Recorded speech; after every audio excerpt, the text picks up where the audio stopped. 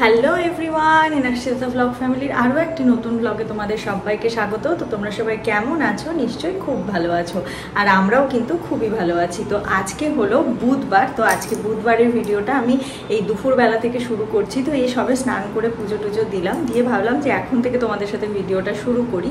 তো রবিবারের পর থেকে সোম আর মঙ্গলবার আমি কোনো ভিডিও শ্যুট করতে পারিনি, কারণ আমার শরীরটা হঠাৎ করে গরমে খারাপ হয়ে গেছিলো। তো সেই জন্য দুদিন ধরে কোনো ভিডিও আমি করতে পারিনি। তো রবিবারের ভিডিওটা আমি আজকে তোমাদের সাথে শেয়ার করব।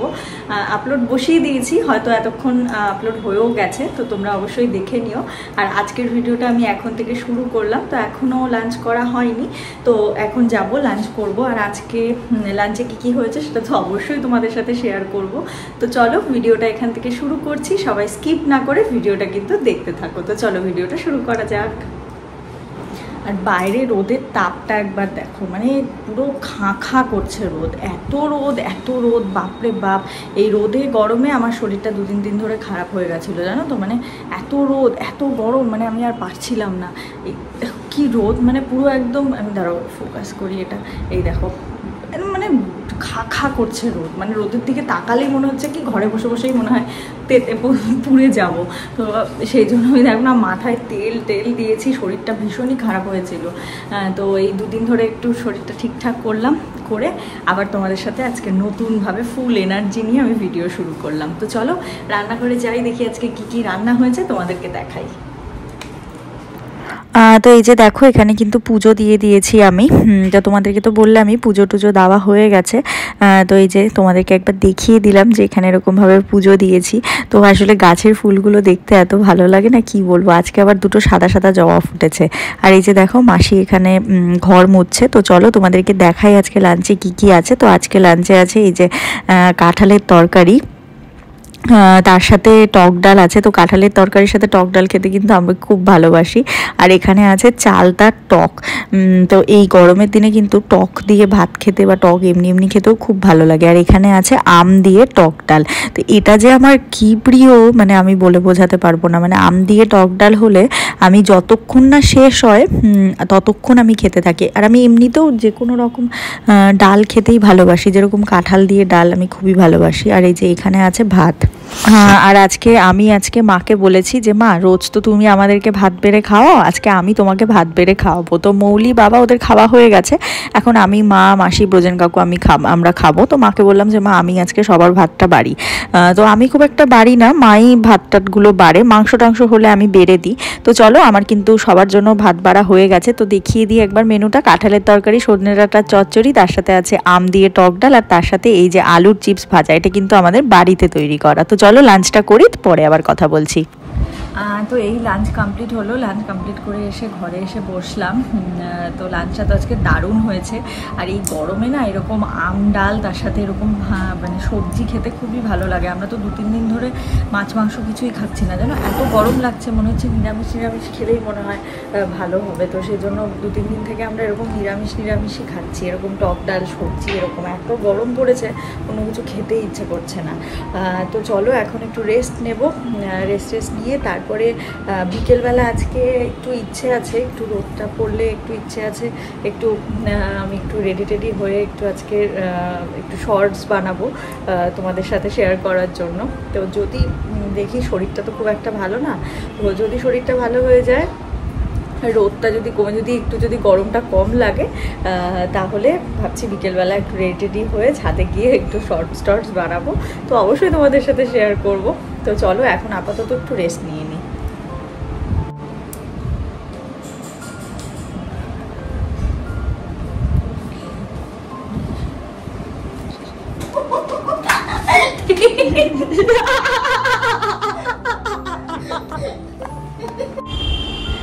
তো হ্যালো এভরিওয়ান, এই যে সন্ধেবেলা এখন সবাই মিলে বসে আছি, এই সবে চা খাওয়া হলো।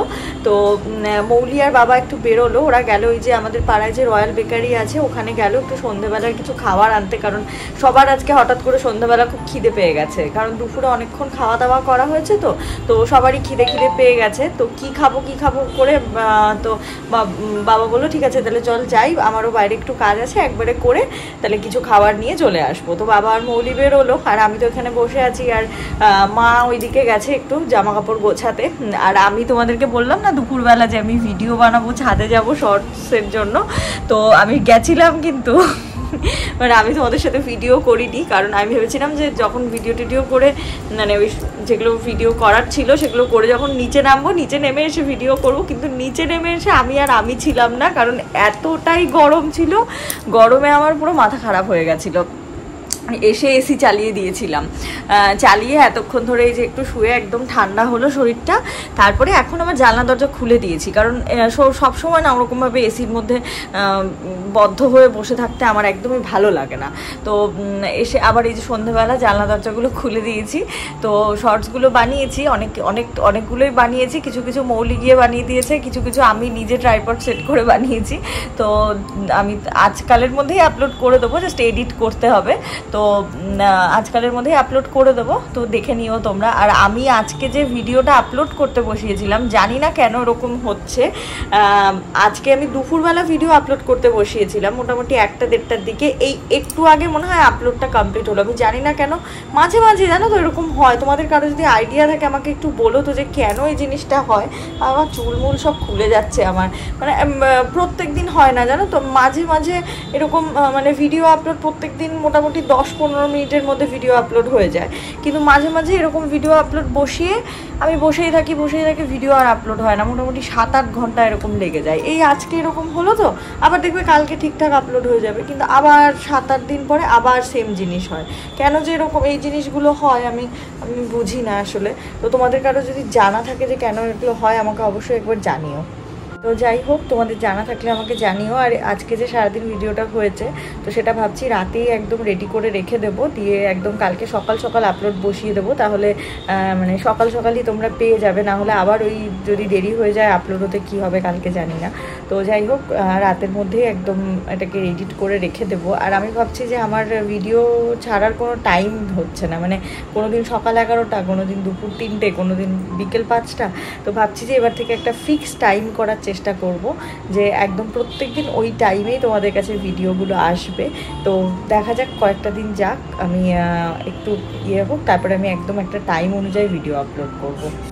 আর এই দেখো সন্ধেবেলা কিন্তু এই যে বাবা আর মৌলি বললাম যে বাইরে গেছে, তো ওরা অনেক রকম জিনিস কিনে নিয়ে এসেছে। তো অল্প অল্প করে সব রকম নিয়ে এসেছে, কারণ এক গাদা নিয়ে আসলে না খেলে তখন আর কিছু ভালো লাগে, মানে পরে আর রাত্রিবেলা খিদে থাকে না। তো ওটা হচ্ছে একটা ব্রাউনি নিয়ে এসেছিল, আর এটা ছিল একটা ওই পনির বান, আর এটা ছিল একটা পনির কুলচা, আর তার সাথে এখানে এনেছিল পাপড়ি চাট। তো মিলিয়ে মিশিয়ে সবই এনেছিল। তো এই বানটাকে মাঝখান থেকে শেয়ার করে নেবো আমি আর মৌলি দুজনে, প্লাস ওই কুলচাটাকেও শেয়ার করব, প্লাস পাপড়ি চাটটা তো সবাই মিলে খাবো। তো চলো, আমি কিন্তু আমার প্লেটটা নিয়ে নিয়েছি। তো খাওয়া দাওয়া করে তারপরে আমি এখানে একটু বই পড়ছিলাম। তো রিসেন্টলি বইটা আমি পড়া শুরু করেছি। তো এই বইটা আমাকে ছুটি দিয়েছিল আমার জন্মদিনে, তো রিসেন্টলি পড়া শুরু করেছি, কিছুটা পড়া হয়েছে। তো ঠিক করেছি যে প্রত্যেক দিন সন্ধ্যাবেলা করে আমি যতটা পারি, যে কটা পাতা পারি আমি পড়বো। তো পড়ছি, বেশ ভালোই লাগছে। আগে আমার গল্পের বই পড়ার ভীষণ নেশা ছিল, কিন্তু আর পড়া হয় না, মাঝখানে এত এটা ওটা করতে গিয়ে আর পড়া হয় না। তো বইটা দিয়েছে অনেক দিন থেকে, ভাবি পড়বো করে আর পড়া হয় না। তো ভেবেছি যে না, প্রত্যেক দিন সন্ধ্যাবেলা করে আমি 2-3টে পেজ কিন্তু এটা পড়বো।